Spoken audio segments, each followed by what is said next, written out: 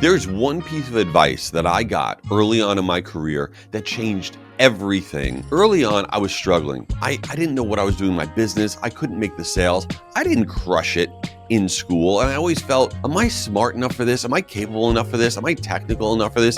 I had so much doubt that I just wasn't up to the task. And this one day I'm in my office and my grandpa came to visit me. I didn't even know that he had come to my office, and I'm sitting there with my hands on my head.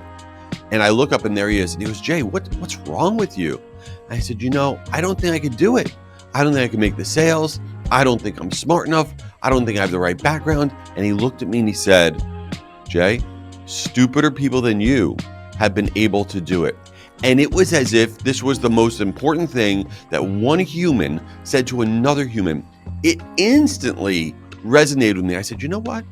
I'm not the smartest person. I don't have the right background. I'm not technical. I'm not good at this. I'm not good at that. But I truly believe there's somebody out there that's stupider than I am that's been able to do it. And that was all that I needed to know. And there are so many of the most amazing businesses, the most amazing careers that people have had, and they're not the smartest people. Okay, how about Fred Smith, the founder of FedEx? He wrote a paper in college about the idea of FedEx. You know what he got on that paper? He got a C. He got a C, and they said, this ain't it. This is not a good idea. Fast forward, he starts FedEx. Did that go well? Did he crush it out of the gate? No, he did not. FedEx was about to go out of business. He had $5,000 left. So what did he do? He was trying to keep his business alive. And this is probably the worst idea. This is advice I don't want you to do. He went to Vegas. This is true. He took the $5,000, he went to Vegas, and he sat down at that blackjack table, and he turned it into $27,000. And he went back, and FedEx survived for a few more days, and he was able to turn it around. Now, should you do that with your money to make your rent or to grow your business? Absolutely not. But it does show you that you can do it. You don't need to be the one who gets the A on the paper. When you look at Shark Tank, okay? We all love watching Shark Tank. Barbara Corcoran, she averaged a D in high school. Damon John dropped out, never even went to college, okay? You don't need to be the smartest person, the most capable person. But what you do need to do is talk to yourself in a positive way. Tell yourself that you can do it. Negative self-talk ruins people. Negative self-talk is that inner voice that you hear that tells you you can't do it. It gives you the doubt.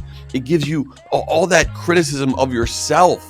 It undermines you. There's this wild stat from the National Science Foundation that 80% of our thoughts are negative. What? And 95% of our thoughts are repetitive.